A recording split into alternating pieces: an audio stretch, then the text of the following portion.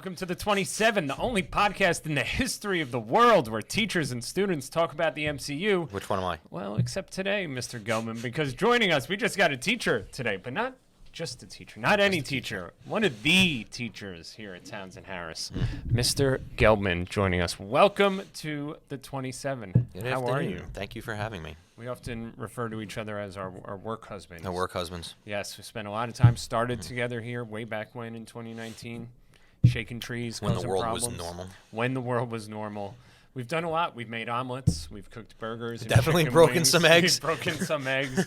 But good work. I think we've done good work here. Yeah, well, I mean, we'll find out at the end of today if we're still friends. That's true. We'll continue that good work. Look, regardless, we're going to have a good chat today. At least we can agree that Beauvillier is gone. We traded a bow for a bow, and I like this bow better than the other bow. Mr. Gelman and I That both had to go. Islanders fans struggling with a mediocre team this season. Big trade.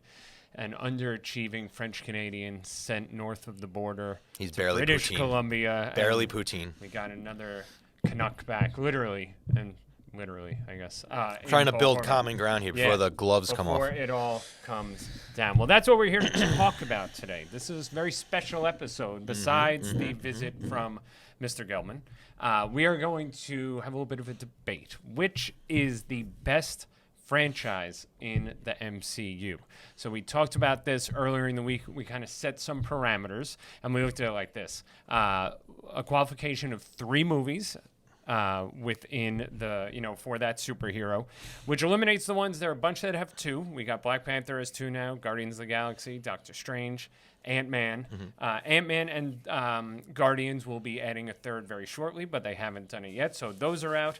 We also eliminated the Avengers. Not fair, everyone's in those. Those are the big... It's like the All-Star game. Yeah, exactly. Those are the big ones, so that's out as well. So that leaves us with our 4 friends right here. Iron Man, Captain America, Spider-Man, and Thor are the movies within the MCU that meet the qualification, the franchise, of having 3 movies. So we did not talk about this prior, which one we were going to pick. We didn't even really set parameters as to what makes it the best. We're just winging it. We're just winging it. So since you are the guest, I'm going to let you make your opening argument. Well, I'm going to start with not an argument as to which one is the best. I'm going to build a little common ground here, and let's see where you're at. I'm going to start off by, can we agree that Thor needs to go away? Thor is the 4th one, 100%. Right. Thor needs to go away. Ragnarok, interestingly enough, if you were to take all 12 of these movies, Ragnarok would probably be up there individually amongst them. But as a series, as a franchise, I think the best thing that came out of the Thor movies was the Rock guy. Yes. Oh, and I'm just realizing. I don't remember what his name was, but he's by far the best thing that came out of the Thor movies. I'm realizing, though, this is a bad job by me. Thor, there's 4 Thors now, so that kind of even violates. If you hadn't said it, I wasn't going to call it out. But yes, I failed to realize. Also because, Dark World is one of the worst of these movies. When we did season 1, Dark World is just terrible, so maybe I just erased it from my mind. We'll take Thor. We'll just put him over here. So Thor's out, leaving these 3 heroes right here. All right, now we can have a conversation. Okay, so now we're down to 3. All right, so I'm going to say Iron Man. Okay. Which you probably could say also, and you won't, and then you'll shift to Captain America. Okay. So do we have something here for... I'm going to go for Iron Man, yeah. Do I have to back that up with evidence? I mean, why Iron Man? Because I think that, and you can make the same argument for Captain America too. Both of those stories are so entwined with the entire everything that goes on, right? There's an element of either one of these guys, but more I think with Iron Man in every movie. Even if you don't see Iron Man in a movie, there's a reference to him, Sure. right? There's a Stark reference, there's a Stark piece of equipment, there's a Stark something. Like his essence is in every single one of the movies. It's there somehow, whether it's a flashback into the past and it's Stark's father or whatever, right? So he's there all the time. To me, like his arc is like the greatest arc of all of them, So I mean, to me, like the Iron Man franchises are like the most prolific and the most important to the and I mean I like Tony Stark as a character. He's such a jerk. Yeah. You relate to this. 100%. Like I mean, without the money, the looks, the intelligence, and the superheroes, I mean, he's barely me. Yeah. I was gonna say you have a little bit of all those things, but I guess he has a little bit of all those things, right? Compared to you, my mistake. And there is no, just to go to that point, something you said, Howard Stark is the man behind Captain America as well. And Ultimately. a lot of the original, digging him out of the ice. Stark crawled, so, Captain America could walk. That's fair. Okay, well, I'm going to... So that's where I'm going to start. Okay, and I will start by saying I land with Captain America here in the middle. It's so weird. I knew that. Yeah, I know. It's just... What would have been the other... I didn't look at that, by the way. Spider-Man would have been... I actually had those three. I would have put Iron Man third. Huh. And the reason why I put Iron Man third is similar to the reason I put Captain America first. But Spider-Man's he's there, but he's not really an Avenger. No, but we're he's also just talking about the movies. Wannabe. Within the MCU. Well, if he's a wannabe, you know who brought him into the group? Tony Stark and Iron Man. So, if we're not going to count him, then is that not a knock on Tony? Tony loved not at him. all. Tony was like the son that... the Peter father was that he never had. Yeah, exactly. Mm-hmm. So I'll go Captain America because my reasoning starts with, if I watch all these movies, it's the strongest set of movies. From Captain America to Winter Soldier to Civil War. These are... I think they go in descending order from Civil War. I think Civil War is the best one. Followed by Winter Soldier, followed by Captain America. All three of them are excellent movies. They tell a great story. Winter Soldier introduces Bucky, who becomes super important throughout the rest of the franchise. If I was going to be honest, a little bit of cheat code in the sense that Civil War is like an Avengers movie. Mm-hmm. But if we are going to categorize these, it is technically a Captain America movie. And that's would be one of my knock with Iron Man. Those movies get progressively worse, in my opinion. Do you think so? Iron Man 3 is a genuinely bad movie. Just between the Mandarin and there's real cornball scenes within it and things that just didn't work. It was part of my knock potentially against Spider-Man. Well, I like Ben Kingsley. Ben Kingsley, awesome. The Mandarin, just the whole man behind the curtain type thing. Just when that was revealed, it just... I appreciate the corniness on that. Really? But it's not on purpose, is it? They're trying to be because also... I mean, you can't seriously take him serious as a bad guy. But when he's introduced, and he's breaking through the TV broadcast and he's being all mysterious, oh, this is pretty good. And then he's just revealed as some an actor, beer drinking Liverpool fan who is kind of goofy and everything. That kind of I need a villain, right? Winter Soldier is one of the best villains. I mean, he transforms into Bucky. I mean, he's already Bucky, but in terms of his role within the MCU, but in terms of badass fighter, dangerous, scary guy, Winter Soldier is up towards the top of that. And ironically enough, we end up here with our own Civil War because as we see in Civil War, it is Team Cap versus Team Tony. So I start with that, just the idea that if I'm looking at these movies, it's the best franchise because it's the best collection of movies within here. Okay, I don't disagree with that. But I still think that the way that Iron Man is produced, so he starts off as this base individual, right? He's a rich playboy, and the whole arc all the way through to the end is the whole thing is his redemption story, 100%, right? So to me, Captain America doesn't get redeemed. He doesn't need to. I mean, maybe he gets to catch up on the things that he missed at the end, but to me, the whole thing and what I like about the Iron Man movies that I think is the best, taking away from the individual, whether you like 3 or you didn't like 3 or whatever, his story, his relationship with Pepper, his relationship with Spidey, all of those things to me are what makes him more human.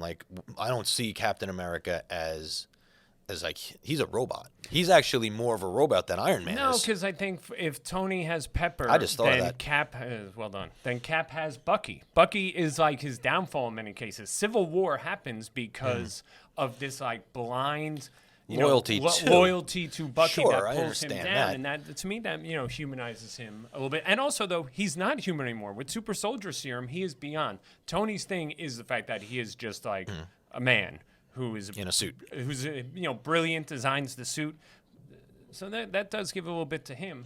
But, I think his connection with Bucky humanizes him a little bit there. I'm not saying he's inhuman. I think you just called him a robot. He's robotic. So that's kind of inhuman. He's a Steel Hawk-ish. Oh, he's Hawk-ish. George Santos is Jew-ish. Yeah. This guy's Hawk-ish. That's fair. See what I just did there? Yeah, I gotcha. Mm-hmm. So anyway, that's my argument for Iron Man. Now, also with Captain America, I would say most important Avenger. In my opinion, he's the first one, and this key element. But there's that no comes Avengers out, without Tony Stark. True. Well, he's the first Avenger. It starts with him. It starts with Cap. Mm-hmm. So how is there no Avengers without him? There'd be Avenger. So, but he. So because he's the second one, so then we could say the same thing about Hulk and Black Widow and all that. But what he has, he built the team. To go back to our friend Thor, Mjolnir. No one can pick up the hammer. You have to be worthy to pick up the hammer. Only one person, until we see Jane later in Love and Thunder, only one person is worthy, and that worthy person is Captain America. So I think right there, I mean, he does something that no one else can do. I think the hammer was drunk. They were drinking. The hammer was hammered. Well, I mean, that is what we see. No, of course. I mean, but like Captain America is like the idyllic Captain America. Like that's the whole story, right?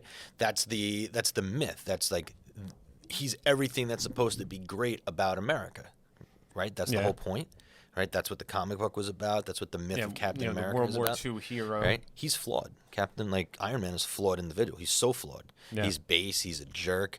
You know, he can't figure out like that he really should be with Pepper, and he keeps on treating her like crap, right? He like brings Spidey in, and then he like forces him out and back and forth. Like, you know, he craps all over Happy. Yeah. But at the end of the day.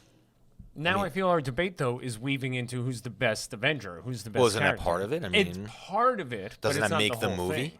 Thing. Yes and no. I think there are other things that make the movies, and then to go back, so like, if I always think of like the villain, like who's the bad guy? I mean, in like, this movie. don't get me wrong. Like the whole AI sequence with Tony Stark was like, come on, dude. Like, how do you not? You got bit once, and now you're gonna go back for it again. Yeah. You know, and like that sort of sickness that he has. I mean, I think that's part of like again like his whole redemption. And yeah, I mean, and at the end of the day, it's his snap that and his sacrifice in Endgame that saves the world.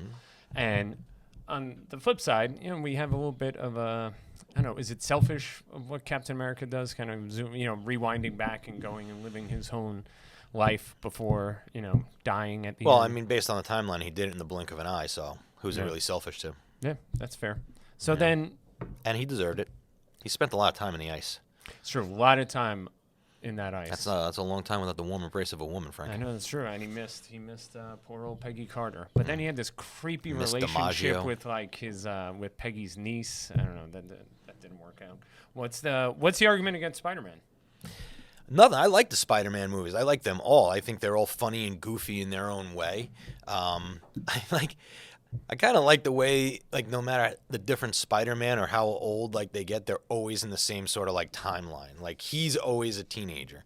Yeah. And, like, he's always in high school. And, like, the things around, like, the social conditions around him change. But Spider-Man's always Spider-Man, no matter who was playing him. But, like, to me, like, he just never... And maybe it was by design. Like, he just never... And he says, like, he just never really made it into, like, that core group of the Avengers. But it's like, was he...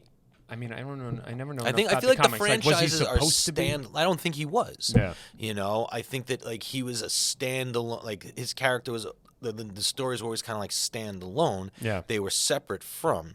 I don't know that much about the comics, but I don't know that there was ever any intentional like weaving of the Spider-Man story into like the rest of the Avengers story, or I don't know if that's like a 20th century like, you know, MCU movie thing. I feel like I had one of the students one time kind of described it as almost like he's like a Swiss Army knife or something. Yeah, like he can kind of be dropped into these different. Right, like he has his own he's life, quirky, does his he's own funny, things, he does his own can thing. He's young, right? He's impressionable, right? He picks the side, and like he's torn between like the two sides. Like he says it at one point in the fight scene where it's like he's loyal to Captain America because he's Captain America, but he doesn't disagree with Iron Man, you know, but he's like, oh, sorry, you know, and he goes through that whole thing. And I think that's sort of unique about those franchises. They sort of operate separately outside of like the Avenger universe, but still like he's interspersed and woven within them. And he's like, I guess, I mean, on a scale of 1 to 10, like during the movie, he's probably like a 6. Yeah. You know, I mean, he's not a major player, but like he's there. It's interesting when I go back to the schism, the split between Tony and Steve. I more fall, despite arguing for the franchise, in Civil War, I more fell with Tony. You know, in terms of, like, I think Steve is blinded by his loyalty and his ideals. And, you know, Tony, after going through everything he goes through, I think rightly, you know, these Avengers can't go around and destroy the whole world and not have some type of, you know, control. Well, that was a point that I think was lost, too, even on the audience when you watch it, is you're like, oh yeah, like, one side of the coin is like, yeah, we saved the Earth, but we destroyed Sokovia, Yeah. right? Like that's an entire city and then like the fallout from that. And I think that's one of the interesting things. Like you watch The Boys, or you watch what's the other one? Like, is it Doom Patrol? Like that offshoot? That's a DC one. Sorry, I said a bad word. But it's also like like the flaws of superheroes and sort of like we grow up and we look at the superheroes and it's always like they can do no wrong. But in the course of them doing no wrong is they do a ton of wrong. A tremendous. Right? Yeah. And no one ever talks about like, oh, half a city just got destroyed, because Iron Man kept an airplane from falling out of the sky. Yeah, in season 1, that was like one of the things that kept returning back about the amount of places that get totally trashed by these people, and they just kind of go off and do their own thing. Aliens show up in New York City, half of it gets leveled. Can you imagine working in Townsend Harris, being up on the 6th floor, looking out, seeing the sky ripped open? I think I would have taken that day off. I think I had COVID that day. Yeah, I wasn't going to make it in that day. Nope, not making Sorry, it in that boss. It's not going to happen. So then where do we fall? Do we have any closing arguments here? I mean, anything... I mean, no. I mean, I think they're both great, but you asked me to pick one. Yeah. I read a lot. I'm a very astute reader of the Twitter, because I have an attention span of a 6-year-old. You're also like a quasi-Twitter celebrity sometimes. I have some funny lines, but unfortunately no followers. Yeah, but you do get picked up. I shared with you how my wife Kate screen caps a picture. He's like, "Is this Blaine? Is this Mr. Gum?" I go, "My stuff is in funny. Fact, it is. It is. My it is stuff. enjoyable." I got some one-liners, man. I got some zingers when I'm on there, And one of the things that I don't understand, and I guess it gets lost on like the purists, if that's what you want to call them, which is a silly term, like the deviations from the comic books and like what it was originally. And it's like, first of all, it's a whole new like franchise. It's a whole new thing for a whole new generation and a completely different time. And at the end of the day, like the movies are entertaining. Yeah. They're fun. They're funny. They have their ups and their downs. And like, the good guy doesn't always win, although most of the time they do. And, I just think for like today's generation where like comic books aren't really a thing that exists for most people anymore, like this is a good way of bringing this fantasy world. Yeah. So I disagree with the people about that. I do wish, like, this is an offshoot, that like Hollywood make any movies that aren't Marvel movies or like cutouts of Marvel movies. It's a lot right? at this point. But I mean, how do you argue with the economics of that? Hey, right? These things, like, there's no what was the closest movie that got this many big name actors in one place at one time was like Tropical Thunder. Yeah. Right, and that was a clown show. Yeah. And these movies keep bringing in like the biggest names repeatedly. Like, what franchise keeps an actor around like Robert Downey Jr. for like 20 years? Yeah. And they're on record. There's something to be said for that. I think it's Kevin Feige is like the main producer in that. There is no MCU. I think his words. There's no MCU without RDJ. And I think that is part of the Iron Man thing too. Is like, it started the whole thing. Like, we know, there were no comic book movies, no superhero movies. There was the, Michael Keaton Batman, and then kind of not much else until Tony shows up in Iron Man. So real granular, which is your favorite Stan Lee cameo? I tried to keep track of that. It's impossible. They're so good, though. I think it's Age of Ultron, where when you said the Hammer got drunk, when they're all like partying before they go on their way, and he's like the old like vet or whatever he was, and he's drinking. He's clearly drunk. He needs to be taken. He's trying to go like drink for drink with Thor. That's one that sticks out to me. I like the one where he's the janitor. Yes. And like all hell's breaking loose, and he's just keep doing his thing. And I like the other one where he's like the Hugh Hefner guy surrounded by like a bunch of hot women. And it's just like, I believe that's one. I think that might be Iron Man 2. Is that like they're on like which there's one? one I cannot remember which one is where. Like a red carpet or something.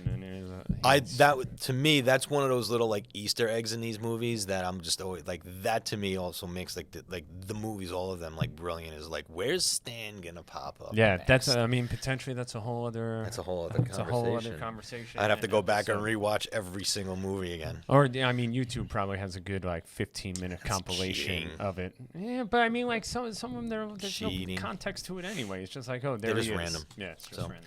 All right, well, I'm landing on Cap. I think you make fair arguments. I do too. But also, I feel like maybe just being in that headspace of talking about these movies and breaking them down, I think these are the better movies overall than this. But I hear you about the importance of Tony and Robert Downey Jr.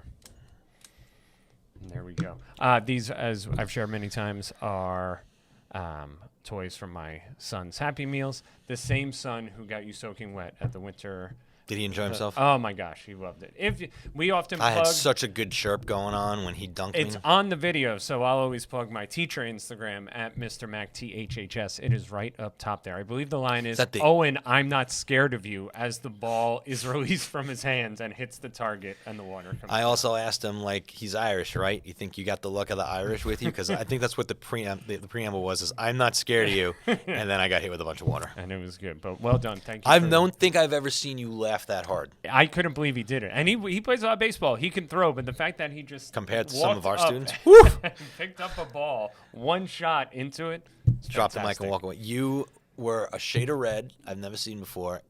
And do you remember going, I couldn't even get my phone out. I couldn't. My video is the water already on you. Thank God for Kathy Mrs. had it. Gelbman Yep. has it, shared it with everyone. The only time I've been redder is after we stop recording when we get out of these And lights. one that side we're of your trying out face is, today. like, Yeah, sunburned. Nice red one. I blame Irene for bringing the UV light, That's nuking true. us. She's somewhere back there. I can't actually. I don't know if she is because this is pretty. We're blinding totally going right to walk now. into a wall when this Yeah, is done. but hey. All right, so what do we do? Like, how do you close this? Do we just banter incessantly No, until that's like it. Well, I an usually- assistant principal throws us I out of here? usually- Or is there yeah, like you hear an is there like a announcement and it's formal time to ending go. to this? No, I usually do my wrap up. I plug the Go Instagram ahead. at the 27T HHS. You can follow us there. The classic YouTube channel. This will be up there next week.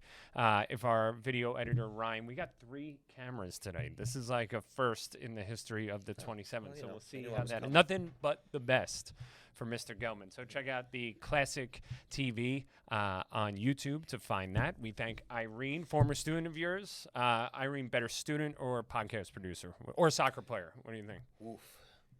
Well, she's a nasty Yeah. soccer player. I will go on record and say that the Townsend High School girls soccer championship this year fell largely on her shoulders. Oh, I mean, she was doing a lot of work back there. She was cleaning up a lot of messes at the end of the day. Yep. Yeah. That allowed the offense to definitely do what they did. I mean, she was rock solid back there. Multi-talented student. Does a little bit of everything. Better athlete than student? I don't know. We'll see. tell you. Great podcast producer. She helps us out with that. We'll find out, won't we? We will. We thank Ryan as well, our video editor. We'll see what he does with our fancy 3-camera shoot here. Next week, we'll be back. Irene, is our Spider-Man episode next week? Is that what we're doing?